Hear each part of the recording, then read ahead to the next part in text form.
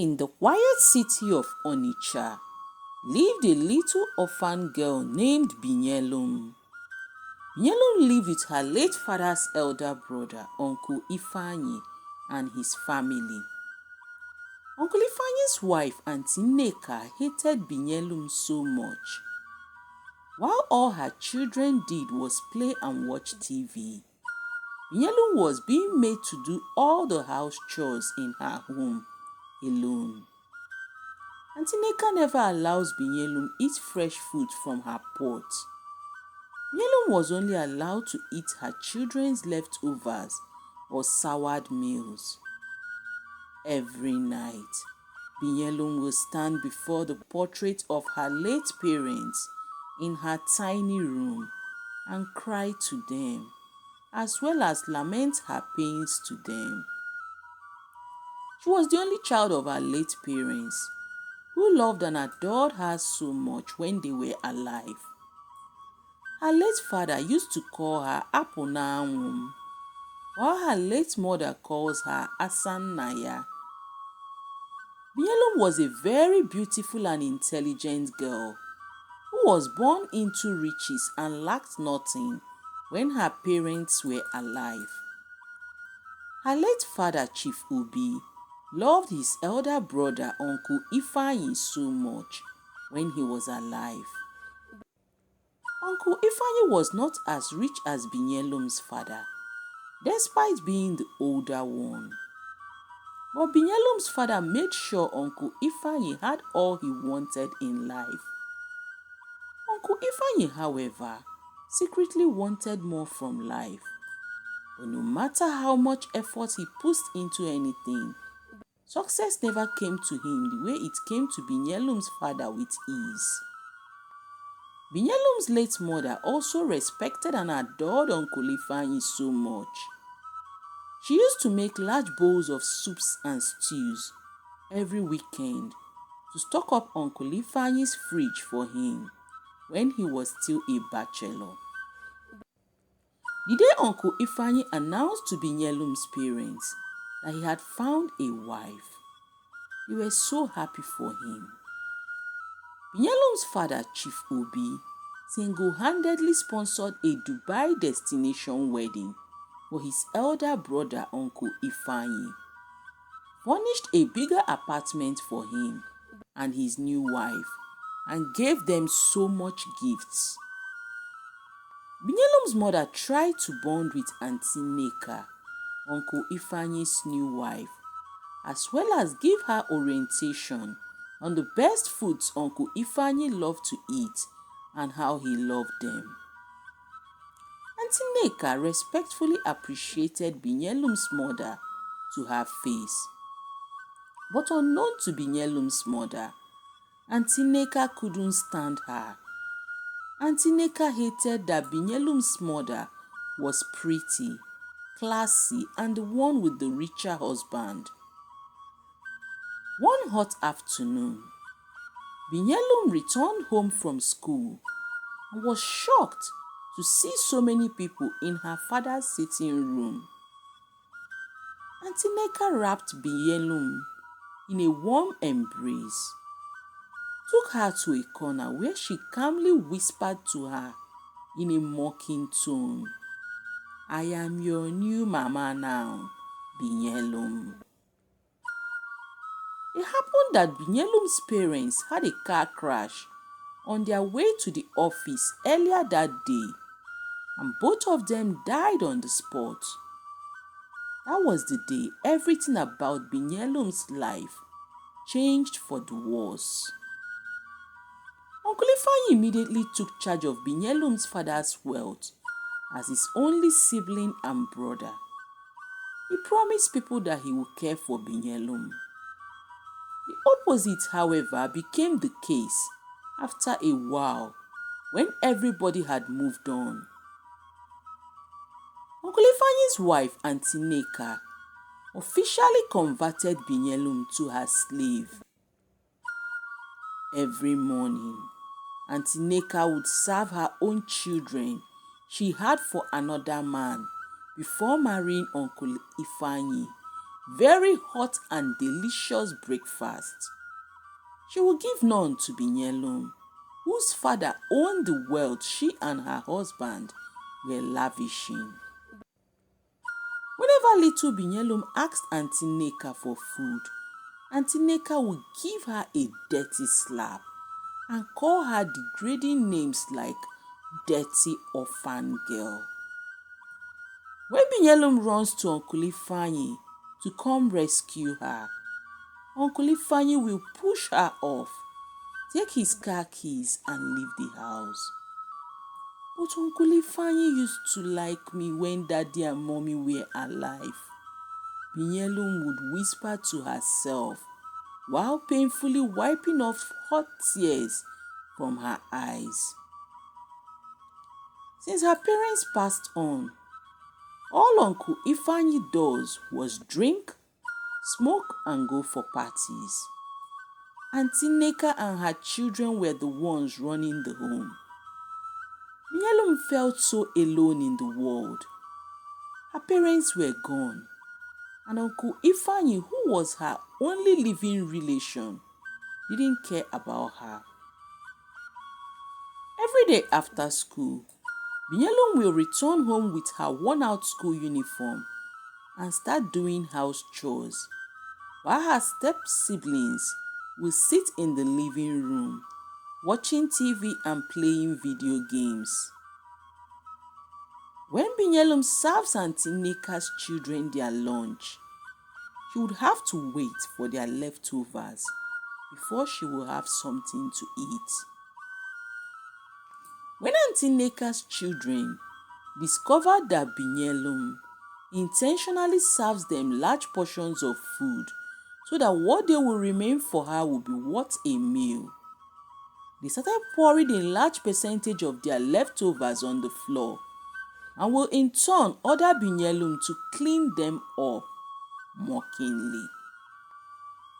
If Binyelum dared sat in the sitting room to watch TV with them, they will either chase her away or report her to their mother when she returns home, who will in turn beat up Binyelum mercilessly. Binyelum's only friend was the picture of her late parents in her small room. At night, she would sit in front of her parents' picture and cry out her heart to them. "Daddy, Mommy, why did you leave me? I am so hungry. Uncle Ifeanyi has changed. I am tired and very weak. Please come and take me with you." Binyelum would cry out to her parents' picture. After crying, she would curl up in the deafening silence of her tiny room and sleep off. One Sunday afternoon, after everyone had left home for church, Binyelum, who was home alone doing chores, suddenly started feeling very dizzy. She was so weak and very hungry, as she wasn't allowed to eat food until everyone else in the house had eaten. Then they would put together their leftovers for Binyelum. Binyelum dropped her cleaning tools on the floor and went to her room and started crying. Her head spun so bad and her stomach hurt so much.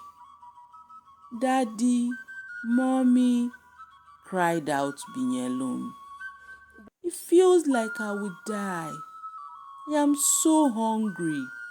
Please help me. Give me anything, just anything at all. Let me eat," continued Binyelum. She soon fell asleep with tears in her eyes. Then something really strange happened afterwards. "Apunanwum," shouted Binyelum's father with smiles on his face. Binyelum quickly ran to the warm embrace of her father. "Asanaya," said her mother. while giving Binyelum a warm hug. And just like the good old times, her mother started to feed her hot jollof rice and chicken in her mouth, while her father washed her hair and made very neat braids for her. Always remember that we love you so much, Apunawunwam, said Binyelum's father before giving her some money. Her mother gave her a food flask filled with hot jollof rice, fried plantain and chicken. Then her weak eyes popped open in reality. And there, right beside Binyelum, was a steaming hot plate of jollof rice and some money. Binyelum quietly tiptoed outside to see if Auntie Neka and her family were back from church, but the house was empty. She caught a glimpse of her reflection before a mirror in the sitting room and was shocked to see the neat braids on her hair. For months, Binyelum had been moving around with tattered hair. She went back to her room and continued to stare in shock at the steaming hot plate of jollof rice before her. It smelled so nice and heavenly. Her heart raced so fast. "Thank you, Daddy. Thank you, Mommy," said Binyelum before kissing her parents' picture.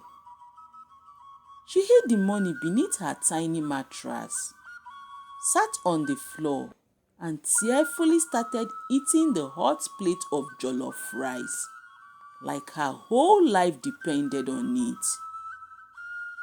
When Auntie Neka and her family returned from church that day, and she saw Binyelum's new hairdo, she was shocked, as well as very envious of how beautiful Binyelum looked in them.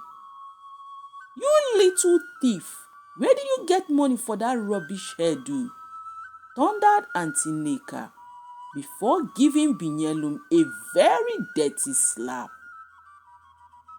"My daddy made it for me," whispered Binyelum tearfully.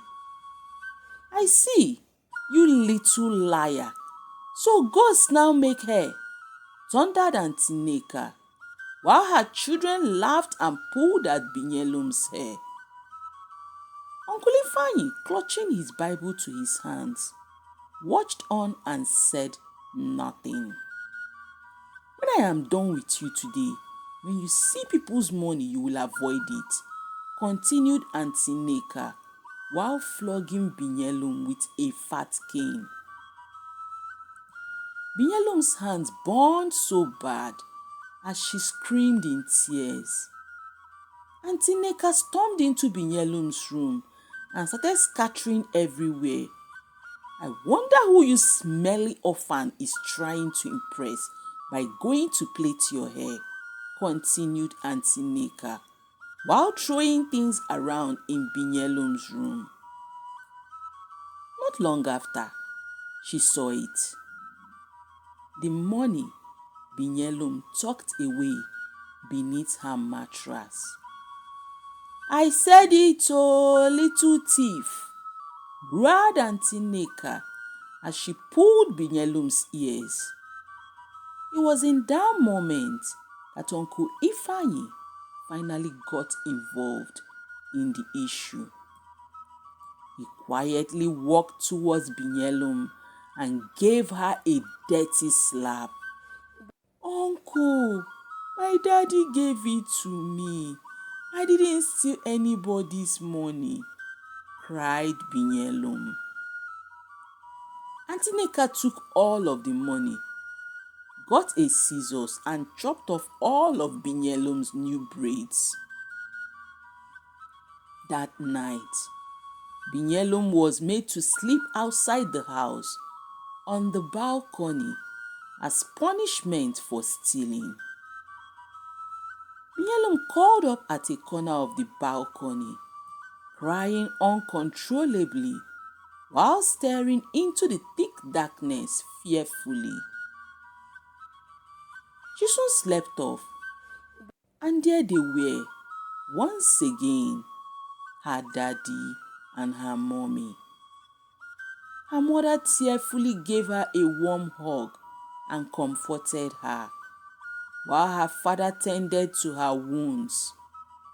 "We are always with you, Apunanwunwam," said her father tearfully. "Daddy, please don't go again or take me with you," cried Binyelum as her heart broke in pains. A mosquito's sharp bite woke her up immediately. She scratched the bite uncontrollably but felt a little stronger than she was before she slept off. The next day, Auntie Neka mockingly announced to Binyelum that she would stop schooling. "Since you now like money and you now steal, it's time you learned how to make money," said Auntie Neka to Binyelum, while her kids laughed out loud. Auntie Neka emptied some pure waters in a bowl, placed them on Binyelum's head, and sent her off into the streets to go and sell them. Binyelum tearfully hit the streets with the pure water, shouting, "Buy pure water," while silently crying out her heart. "Daddy, Mommy, I am so scared," she whispered. "Auntie Neka said I will no longer go to school. Does that mean I will not become a lawyer again? Please, what do I do?" she continued to whisper to herself, while tearfully watching other children in their shiny school uniforms going to school. By afternoon, Binyelum was so tired and very weak. She sat beneath a tree by the roadside, placed her pure water bowl beside her, and slept off. "How much is your pure water?" said a middle-aged man passing by to sleeping Binyelum as he tapped her gently.